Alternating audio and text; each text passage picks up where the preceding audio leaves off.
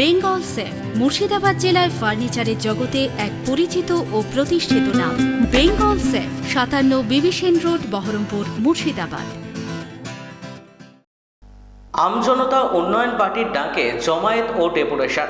পূর্বে নির্ধারিত সূচি অনুযায়ী এদিন মুর্শিদাবাদের বহরমপুরের টেক্সটাইল মোড়ে জমায়েত ও জেলাশাসকের কাছে ডেপুটেশন আমজনতা উন্নয়ন পার্টির চেয়ারম্যান হুমায়ুন কবিরের। উপস্থিত ছিলেন একাধিক নেতা ও কর্মী। মুর্শিদাবাদের প্রায় ১১ লক্ষ ভোটারের নাম বিচারাধীন রাখার প্রতিবাদে আজকের এই ডেপুটেশন। মঞ্চ হিসেবে একটি লরিকে ব্যবহার করা হয়। যদিও এদিনের আমজনতা উন্নয়ন পার্টির জমায়েতের সংখ্যা চোখে পড়ার মতো ছিল না। ৮ জনের সদস্য নিয়ে ডেপুটেশন জমা দেন তারা। যদিও জেলাশাসক উপস্থিত ছিলেন না। পরিস্থিতি নিয়ন্ত্রণে রাখতে প্রচুর পুলিশ মোতায়েন করা হয়েছিল।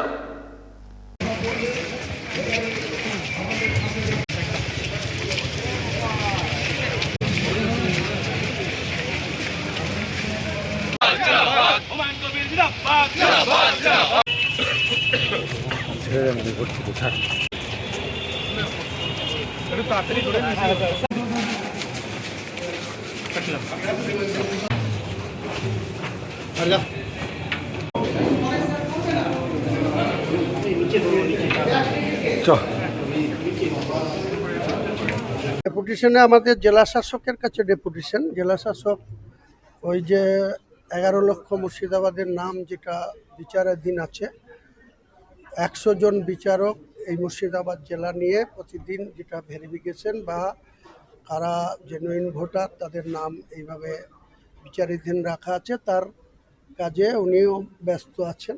তাই বিচারপতিদের নিয়ে যেহেতু উনি ব্যস্ত আছেন, স্বাভাবিক ওনার রিপ্রেজেন্টেটিভ আমরা ম্যাডামকে আমাদের ডেপুটেশন। আমাদের মূল বক্তব্য হচ্ছে টোটাল ৬০ লক্ষ মতো ভোটারের নাম বিচারাধীন রাখা হয়েছে। তার মধ্যে এই জেলায় ১১ লক্ষ, আর পাশের মালদা জেলায় ৮ লক্ষ, প্রায় ১৯ লক্ষর উপর ভোটারকে এইভাবে রাখা হয়েছে।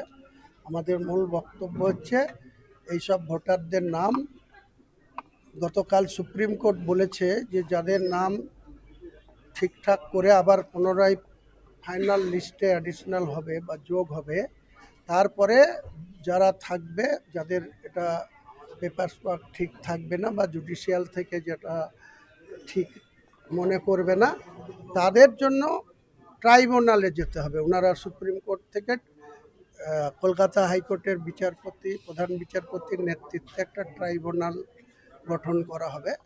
আমাদের এই জায়গায় প্রবল আপত্তি, কারণ একজন ভারতীয় নাগরিক, তারা ২০২৪-এ ভোট দিয়েছে, ২৩-এর পঞ্চায়েতে ভোট দিয়েছে, ২১-এর বিধানসভায় ভোট দিয়েছে, তাদের নাম রাখার জন্য ট্রাইব্যুনালে কেন যেতে হবে? এসআইআর করছে ইলেকশন কমিশন, তাদের দায়িত্ব স্বচ্ছ ভোটার লিস্ট করা, স্বচ্ছভাবে ভোটাধিকার প্রয়োগ যাতে মানুষ করতে পারে তার ব্যবস্থা করা। একটা জেলায় ১১ লক্ষ লোকের নামকে ঝুলিয়ে রেখে কোনোদিন নির্বাচন হতে পারে না। এটা কোনোদিন শান্তিপূর্ণ নির্বাচন দাবি করতেও পারে না ইলেকশন কমিশন। কাজেই আমরা আমাদের তরফ থেকে গত সপ্তাহেতে আমরা চিফ ইলেকশন অফিসে মিস্টার মনোজ আগরওয়ালের কাছে আমরা আমাদের একই দাবি, এবং সেন্ট্রাল ইলেকশন কমিশনের কাছেও আমরা একই দাবি পেশ করেছি। আজকে মুর্শিদাবাদ জেলা ৬০ লক্ষর মধ্যে সবথেকে বেশি যেহেতু ১১ লক্ষ, কাজেই এই জেলার এই ১১ লক্ষর মধ্যে প্রায় ৯ লক্ষ মুসলমান ভোটার পরিকল্পিতভাবে কেন্দ্রের বিজেপি সরকার আর ইলেকশন কমিশন, তার সঙ্গে মমতা ব্যানার্জি, উপরে মমতা ব্যানার্জি নাটক করছেন, তিনি ধন্না মঞ্চে থাকছেন, সেখানে নাচ গান ফুর্তি হচ্ছে, আর বাংলার মানুষকে, মুর্শিদাবাদের মানুষকে ভোটার লিস্ট থেকে বাদ দিয়ে ভোটার লিস্টে নাম তোলার জন্য বলছে ট্রাইব্যুনালে যেতে হবে। এটা আমরা কোনো মতেই মানছি না। যদি প্রশাসন ভালোভাবে শান্তিপূর্ণভাবে দাবি না মানে, আমরা যখন এইভাবে যদি হঠকারি করে নির্বাচন ডাকে, আমরা প্রত্যেকটা বিডিও অফিসে যারা অ্যাসিস্ট্যান্ট এআরও হবে, ডিস্ট্রিক্টের ডিএম তো মূল দায়িত্ব থাকে, প্রত্যেকটা সিটের একজন করে বিডিওরা অ্যাসিস্ট্যান্ট আধিকারিক থাকে এবং এসডি মানে জেলা লেভেলের জুডিশিয়াল ম্যাজিস্ট্রেটের র্যাঙ্কের অফিসাররা এডিএমরা থাকেন প্রত্যেকটা বিধানসভার দায়িত্বে। সেখানে কিন্তু আমরা কোনো মতেই শান্তিপূর্ণভাবে ভোট হতে দেব না। আমরা ভোটের বিরুদ্ধে দেখুন, আমাদের কাছে গোপন খবর আছে, আমি কালকে রাত্রি পর্যন্ত খবর পেয়েছি যে 10,03,000 ভোটারের নাম অর্থাৎ ভেরিফিকেশনে জুডিশিয়ালরা ঠিক করেছেন। তার মধ্যে 7 লক্ষ মতো নাম জেনুইন বের করেছেন। সেখানে 3,03,000 মতো ভোটারদের ওই ট্রাইব্যুনালে ফেলে দেওয়ার মতো এসেছে। ঠিক একই রেশিওতে 60 লক্ষ শটিং দেখা যাবে যে 40 লক্ষ বা 38 লক্ষ নামকে পুনরায় ভোটার লিস্টে তুলে দেবে, 20-22 লক্ষ লোককে ট্রাইব্যুনালে ফেলে দিয়ে নির্বাচন করবে।